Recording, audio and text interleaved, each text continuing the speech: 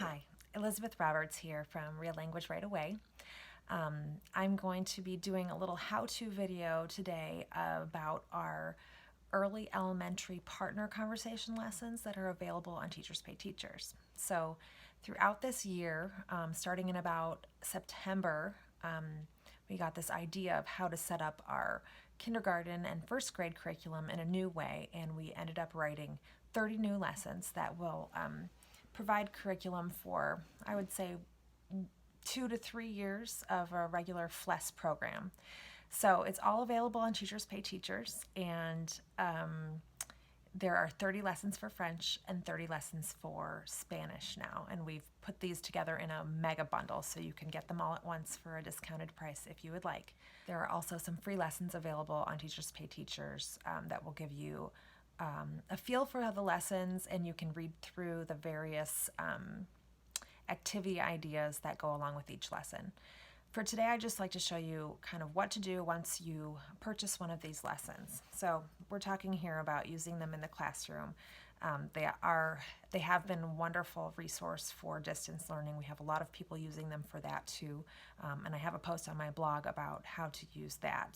But I'm going to focus on what do you do in a real classroom setting. So first thing I would do is purchase some of these nice pocket folders, and then what I do is I write the name of the lesson on the side, and so I have a stack of these in my cupboard so I can easily grab them. So the backbone of the lesson is this partner conversation. So here's an example. This is tu vas où with places, where are you going? And so you have a simple question and an answer, and then there's an underlined portion, and then the students can change and replace the answer so they can practice various vocabulary in that context. So you will get one of these. We use these, we pass them out to the students to practice with one another, but we also have this projected on our smart board during our class so that they can reference it with different activities. So that's the first thing. We also have some half-page vocabulary cards that are really for teacher use, so I use these to demonstrate the vocabulary with my students. Then we have some small vocabulary cards, and these are really for more for student use. So, for example, I often have them just pick a card to answer the question. So they're asking tu vas où, and then they pick up the top of the card and they say, oh, je vais à la gym. So that way they end up using all the vocabulary and not just the place that they like to go to. And then finally, we have a number of written activities that go along with each lesson. So in my folder, I like to just keep just one copy of each one so I could quickly photocopy it. You can also print it off the PDF, of course, if that's easier. So we almost always have a just simple matching activity for each lesson.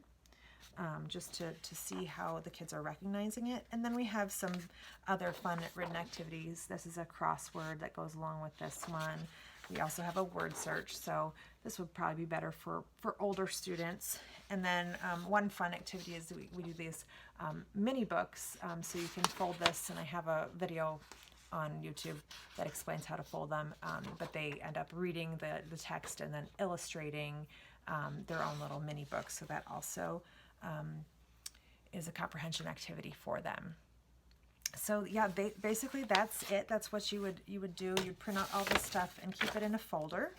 I'd like to point out that there is a chant available for each lesson on YouTube. So it's a pronunciation guide, but it's fun and very visual, kind of like a rap. So it really gets the language in the students' heads.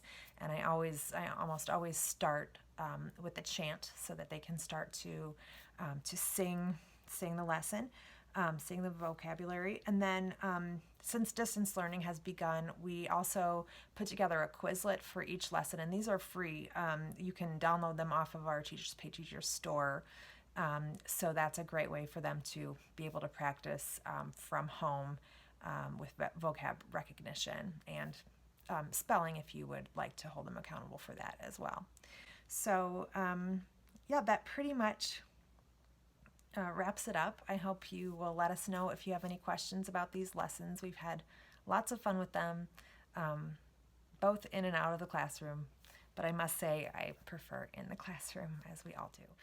Another thing I wanted to include was just a visual of the table of contents for both French and Spanish. So I'm going to put those at the end of the video. You can pause it if you'd like to check it out. So I hope you are well and safe, and let us know if you have any questions about these materials. Have a great day.